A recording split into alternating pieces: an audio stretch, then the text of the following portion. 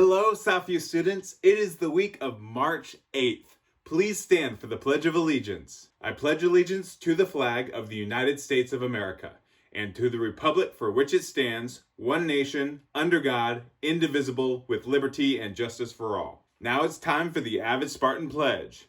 I am an avid Spartan, always prepared for the day. Very respectful to all that come my way. Intentionally, safe, and determined to exceed. I am an avid Spartan, and today I will succeed.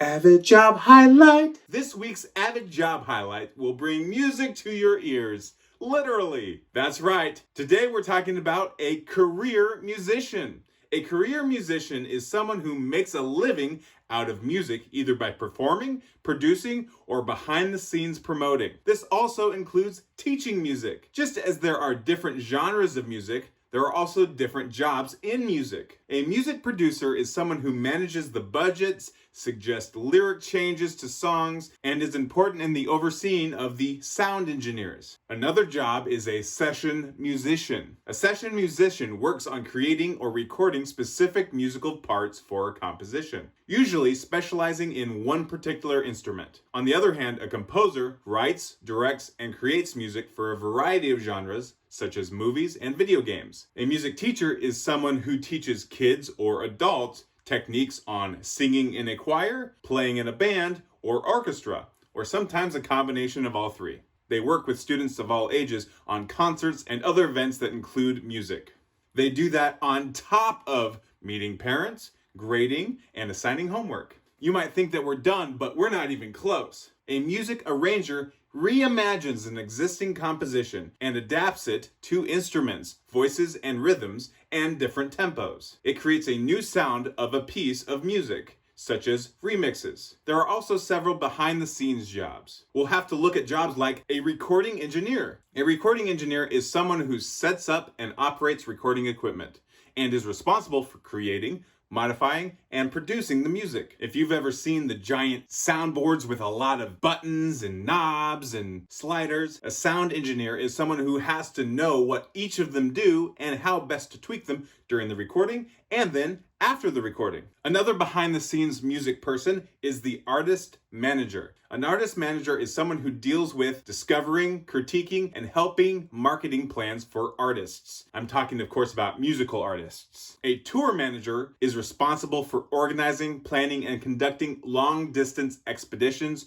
travel, and tours of groups or individuals. If you hear of your favorite band coming to town, it was a tour manager that got them there. And of course, we can't forget the booking agents. Booking agents are responsible for coordinating performances and appearances for artists, performers, and public figures, as well as scouting talent, identifying potential gigs, and negotiating contracts for their clients. We just got one more to mention: music publicists. Music publicists use public relations skills and media knowledge to help a musical artist maintain his or her desired public image. See how many jobs there are in music? You don't even have to be good at playing an instrument for some of these jobs, but you can hang out with the people who do. If you decide to work into music, here are some of the skills that you need for the job. Having a love for the music you work with. That passion can show up in a lot of ways. Some of the other skills include motivation, determination, perseverance, stamina, and dedication to continue practicing every day. That's not just for the ones playing the instruments either. In negotiating a contract or booking a venue, there's a lot of details that require constant, persistent efforts.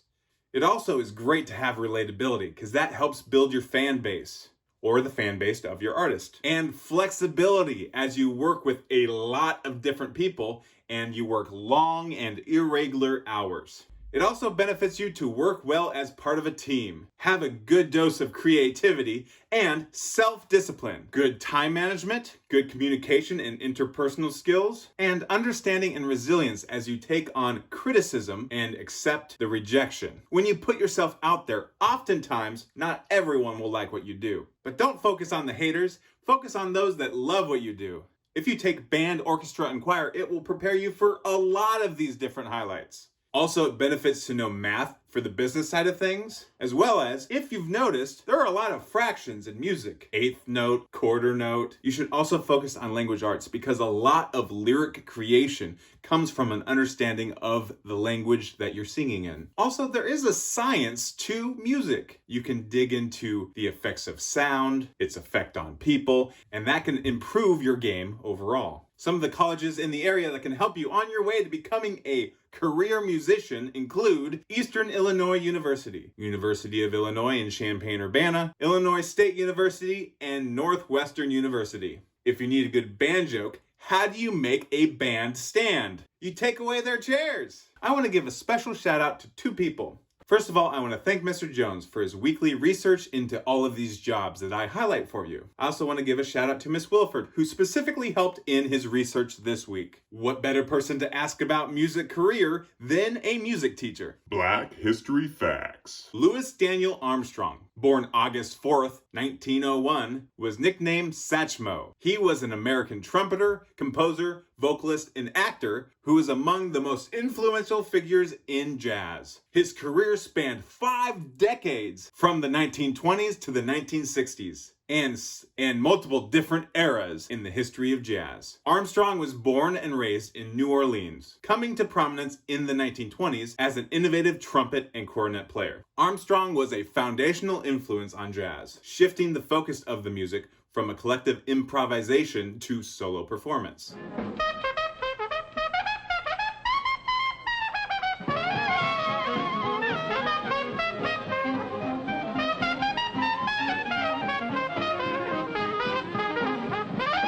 There are so many amazing Black artists that I can't possibly talk about them all. But if you want to know more, I'd encourage you to research it yourself. Time for the Teacher Spotlight. Take it away, Mr. Hubbard. Hi, Mr. Hubbard. I am taking over for Mrs. Dunsing today. Do you know why? No, why? It's because today's Teacher Spotlight is on Mrs. Dunsing herself. Hello, Mrs. Dunsing. Well, hello there, Mr. Hubbard. So I am interviewing you today on some of the things about you. Who, me? This is a surprise. You're doing me? Yes, I am interviewing you. Okay. It's really fun to be on this side of this spotlight. I've only seen it. I've never actually been a part of one before. So this is very exciting. Yeah, and it's very weird to be on this side of the spotlight. Oh, I'm sure. I'm sure. All right, here we go. Where did you go to college? I started off in Bloomington at Illinois State University. Then I finished up my bachelor's degree at Metropolitan State College in Denver of Colorado. Then I got my teaching certificate in Christopher Newport University, and that is in Virginia. Wow, you've been all over the place. I sure have been. Lots of different states. Yes, that's cool. So tell me, Mrs. Dunsing, what are some of the things you like to do with your time? Well, my dog Dexter, I really love my dog Dexter. I've had him for a couple years now. We also like to go out to Forest Glen and Kickapoo and Kennecott and even Turkey Run. Any place that we can go in the summer, we like to go hiking and follow the trails around. And I also like to spend time in my garden, in my flowers. I enjoy to garden and make those all pretty. Those are things that I really like to do, along with things like reading and spending time with my family. But those are some of my favorite things to do. That's awesome. That sounds like a lot of fun. A lot of outdoor activity. Mm-hmm. What is your favorite quote?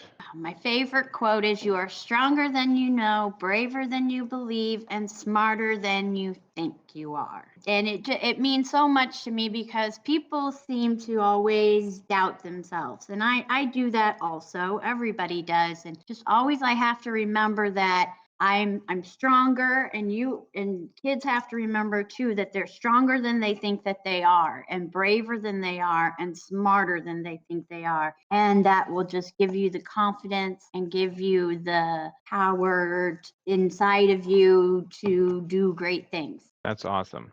I actually have this quote in my classroom as well. Great minds think alike.